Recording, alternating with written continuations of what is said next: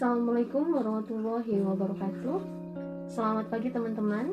Terima kasih atas kepercayaan yang telah diberikan kepada saya untuk menyampaikan salah satu materi pelatihan yang sudah dipelajari sebelumnya.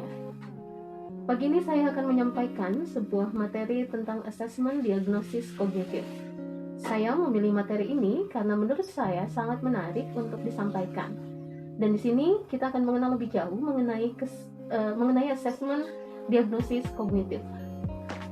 Perlu kita ketahui bersama bahwa asesmen diagnosis kognitif bertujuan untuk mendiagnosis kemampuan dasar siswa dalam topik sebuah mata pelajaran. Asesmen diagnosis dapat mengandung satu atau lebih dari satu topik. Contohnya ya, penerapannya misalkan saya dalam mata pelajaran bahasa Inggris. Untuk asesmen diagnosis di pelajaran bahasa Inggris kelas 10, misalkan dengan menyebutkan macam-macam kata benda ataupun kata sifat dan kata kerja yang bertujuan untuk mengingat kosakata dalam bahasa Inggris. Asesmen diagnosis kognitif adalah asesmen diagnosis yang dapat dilakukan secara rutin atau berkala pada awal ketika guru akan memperkenalkan sebuah topik pembelajaran baru, dan pada akhir ketika guru sudah selesai menjelaskan atau membahas suatu topik. Dan asesmen tersebut dapat dilakukan secara berkala. Seperti teman-teman ketahui bahwa kemampuan dan keterampilan siswa di dalam sebuah kelas itu sangat berbeda-beda. Ada yang lebih cepat paham dalam satu topik, namun ada juga yang membutuhkan waktu lebih lama untuk memahami topik tersebut. Karena seorang siswa yang dapat cepat paham dalam satu topik itu belum tentu cepat paham dalam topik lainnya.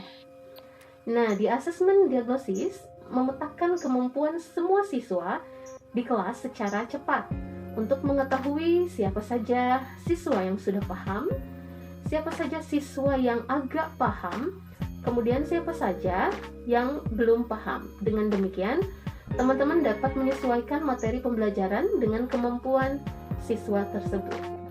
Nah, ada cara sederhana untuk dapat melakukan asesmen diagnosis kognitif secara berkala, yaitu dengan yang pertama membuat rencana pelaksanaan asesmen, kemudian mengidentifikasi materi asesmen, dan menyusun 10 soal sederhana. Ketiga langkah tersebut, silakan teman-teman untuk dapat mengembangkannya, membuat rencana pelaksanaan asesmen, kemudian identifikasi materi berdasarkan penyederhanaan kompetensi dasar yang telah ditetapkan oleh Kementerian Pendidikan dan Kebudayaan. Dan berikutnya adalah susun 10 soal yang sederhana. Sedangkan untuk pelaksanaan asesmen tersebut dapat dilakukan di rumah maupun secara pertemuan tatap muka. Setelah kita melaksanakan asesmen, tahap berikutnya adalah diagnosis dan tindak lanjut dari asesmen tersebut. Hal tersebut dapat kita lakukan melalui tahapan berikut diantaranya. Yang pertama adalah lakukan pengelolaan hasil asesmen dengan menganalisis hasil jawaban siswa dari soal yang telah diberikan, dan kemudian analisis masing-masing soal tersebut. Kita dapat mengetahui dari masing-masing soal tersebut kelemahan siswa, paham di beberapa nomor, bisa juga di beberapa nomor lainnya siswa tersebut tidak paham. Nah, berdasarkan hasil penilaian, kemudian bagi siswa menjadi 3 kelompok sesuai dengan tingkat hasil asesmen tersebut ya. Kemudian lakukan penilaian pembelajaran topik yang sudah diajarkan sebelum memulai topik pembelajaran baru.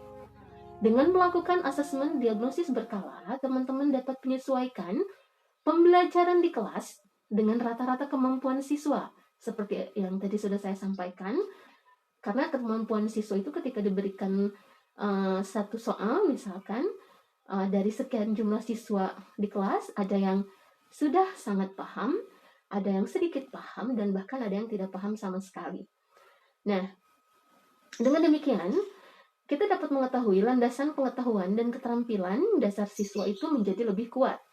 Jadi sebelum mempelajari pengetahuan dan keterampilan yang lebih sulit, kita harus melakukan asesmen diagnosis kognitif tersebut. Karenanya, sebelum memulai pembelajaran topik baru, teman-teman harus kembali melakukan penilaian untuk topik yang sudah diajarkan ya. Dan yang terakhir adalah tahapan yang terakhir yang bisa kita lakukan, yaitu dengan mengulangi proses yang sama sampai siswa mencapai tingkat kompetensi yang diinginkan ya. Jadi asesmen diagnosis kognitif itu harus dilaksanakan dan ditempuh setiap pelaksanaan pembelajaran. Tujuannya adalah untuk mengetahui kemampuan siswa, kemampuan dasar siswa, sehingga kita bisa melanjutkan pembelajaran ataupun topik berikutnya dengan mengukur kemampuan siswa sebelumnya ya. Nah, demikian teman-teman materi yang dapat saya sampaikan mengenai asesmen diagnosis kognitif. Selamat mempraktekkan dan implementasikan dalam setiap kegiatan pembelajaran. Terima kasih untuk atensinya. Wassalamualaikum warahmatullahi wabarakatuh.